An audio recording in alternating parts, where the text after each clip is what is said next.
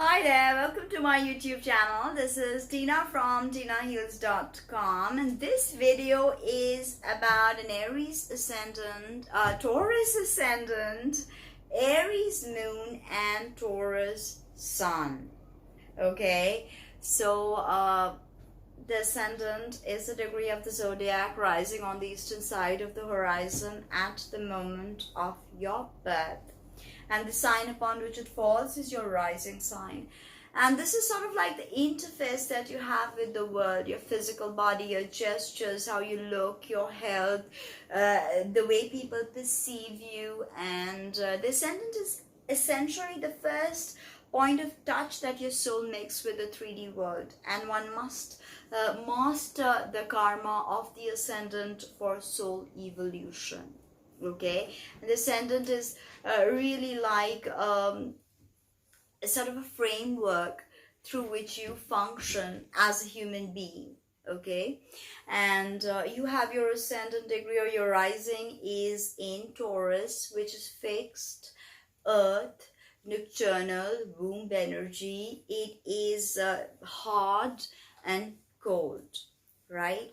Now, Venus is, of course, the exoteric ruler, and Vulcan, who happens to be the husband of Aphrodite, of Venus, is the soul ruler. He's the goldsmith of the gods, and he fashions souls for evolution and upward spiraling, right? So this is the archetype of the builder, and Taurus roots, and it roots deep, right? It roots deep. It likes to consolidate. It deals with finances and also relationships, everything Venusian. Venus is sweet. Taurus likes the sweet things of life, very tactile, likes touch and feel and senses and cooking and eating and just, lying together and really holding hands and hugging, okay? Smelling, tasting, all of that, very tactile, loves experiencing the world through the five senses. Taurus ascendants, they love it. Uranus is in Taurus after 84 years, and your life has changed, Taurus. Whether you know it or not, I'm sure you know it. And this Uranus and Taurus transit reminds me of how trees root even deeper. Oak trees root even deeper when there are many storms, and Uranus is bringing in storms, and you are rooting deeper and deeper. So Taurus is all about substance, because you like substance and you like functionality, two very important things, and you need to engage your five senses to be truly inspired. And you see beauty in form. Okay, your first house happens to be Taurus, so your physical body, the Taurus rules the throat and the thyroid.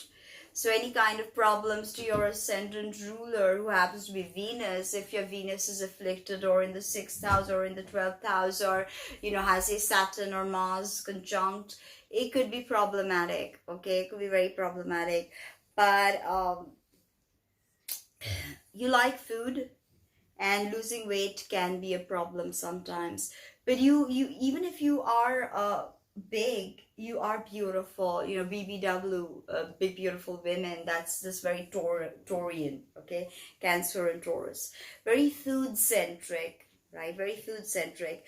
To invoke Venus, you can write 1.618, which is Fibonacci, and you can chant Venus Magic Begin Now, especially if you have a difficult Venus. The day of Venus is Friday, and you can check out the planetary hour of Venus to invoke her blessings. She's a benefic anyway. She's a lesser benefic, but Venus blesses, but sometimes that blessing can be too much, and Taurus can be embedded into materialism. So all they know is hoarding, buying, procuring. It becomes obsessive with them. They like gifts, they like to give gifts, and at times they can be decadent and hedonistic. Okay, too much, excesses. So curtailing those excesses is a must.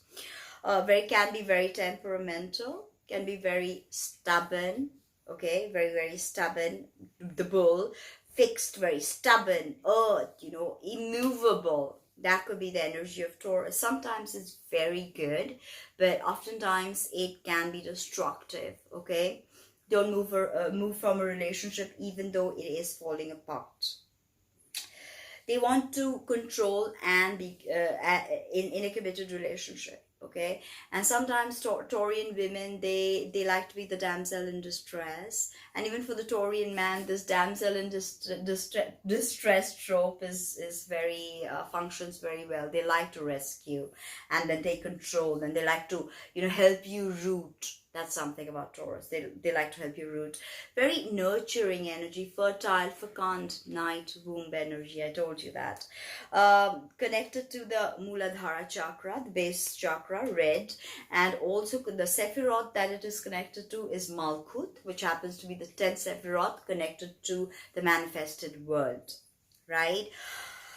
You need to understand that life is about impermanence, Taurus. Nothing can be permanent. Okay, and that is the beauty of existence, the ephemeral, the transient. You have to understand the beauty of that. We love sensuality, and there is part of Taurus ascendants that they want to please in bed. Okay, they want to please in bed. They love to plan their marriage. You know, all Taurus men, women, they love to plan their marriages, and they can hold grudges. Okay, so if you haven't been invited to your Taurus friend's wedding, it's because they haven't forgiven what you did. So beg, tell them sorry, you know, please forgive me, because forgiving for them can be difficult, right? Think of Tchaikovsky, Lake in the Moonlight. Okay, it's a beautiful tune, and he said that if it were not for music, then we'd all go insane. That's the sort of embodied energy of Taurus. Very embodied, very rooted. Okay, and they don't like surprises. And in the Vedic system, the Pleiades, which is associated with the Taurus constellation, is called Kritika, and it is the bridge between the physical and the metaphysical. Okay, the thing with Taurus, keep this in mind. Stephen Farris, the eminent astrologer, says the Taurus is not just about money. At an even more fundamental level, it represents nature itself and the survival resources it provides us. So Taurus is nature and everything she provides us, the bounty. Okay, now you have an Aries moon, which is a 12th house difficult moon in Aries. Moon in Aries placement is not good. Moon is about emotions. Moon is cold and moist. Aries is dry and hot, the domain of Mars. Moon and Mars don't get along, you know. So Aries moon can have you very conflicted. 12th house is known as the house of your undoing. So, you know, here everything you set about certain self-sabotage, a routine that destroys you in the end, okay? But it is also the most spiritually elevated house. It's the house of mysticism. And Aries is the archetype of the initiated, the pioneer. So Sun is, Moon doesn't do well. Sun is exalted in Aries, but Moon doesn't do well in Aries. And you know, it can be too rash, brash, very swift moving, very quick moving. The moon is our emotions. Okay, it's our mother, our childhood, how we connect, how we nurture, how our mothers were with us, how we will be as mothers. Okay, it's our intuition, our ESP, and all that feminine side. And Aries is not a great place for all of that, right? Because Aries is action, action, action. So this could mean that at points you can get very conflicted, very angry, very upset. Aries 12th house moon can bring that sort of energy. And with your Taurus stubbornness, you can see red. Literally seeing red means rage. With Aries moon and you know, emotionally you're very brash. And ascendant is how the world perceives. The world perceives you as more solid, reliable person. And actually, till the age of 7, our moon sign is most evident. And after 35, according to esoteric astrology, the moon sign becomes a great challenge, because we spend so much time developing all these habit patterns that we can't break out of them, and they inhibit our soul growth. Okay, so the moon sign is a very private part of us, and that is Aries. You know, Aries is not private. You know, uh, Aries rules the head. So with this moon in the 12th, you could have head problems, headaches, migraines. Okay, issues with ENT, sensitivity to teeth and gum. Okay, especially with the movement of the moon. Okay, you can get very moody. Even Taurus is very moody. So mix these both together. Although they're such divergent energies, but they can be very moody together. Okay, and Aries moon is about newness. You like in new things, essentially, inherently you like in new experiences. But somewhere where your Taurus sun, you also have a Taurus sun in the first house, which is good. Ideally the sun doesn't do so great in Taurus, but it's okay. It's not a bad position. This is a day sign, so sun is, you know, happy, but moon is exalted in Taurus. So this is a very powerful sign for the moon, not the sun. But having a sun and ascendant in Taurus, you're definitely about banking, finances, or art, and some kind of artsy thing, Venusian things, even culinary like cooking or hotels. Okay, Taurus likes hard work. Okay, Aries doesn't. So Aries moon within you, you can be very irritable because, you know, your Taurus sun is making you work so really hard, because Taurus likes to put in the work.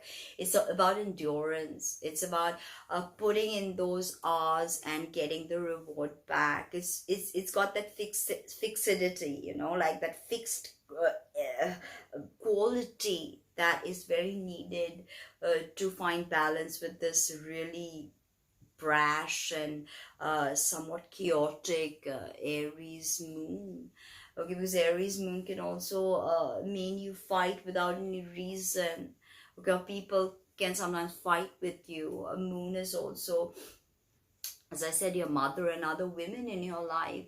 This could mean your wife would be, you know, sort of out, for men, moon is their wife, so it could be outspoken, like really, you know, acrid, harsh.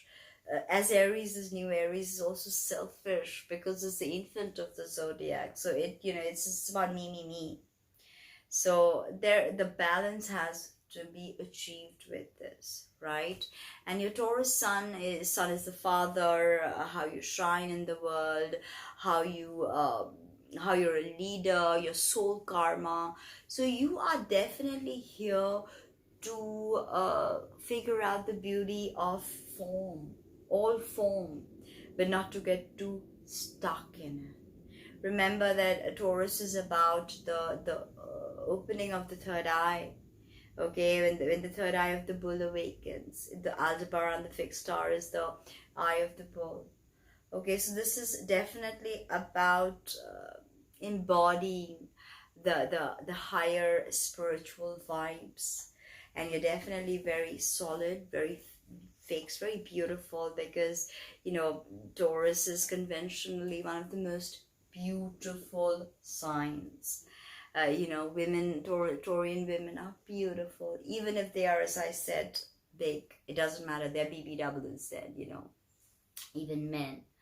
They have this obsession with physique as well, and either going to the gym or, and here you have this interesting combination of Mars and Venus. You know, your moon is ruled by Mars, so you have all these Martian things that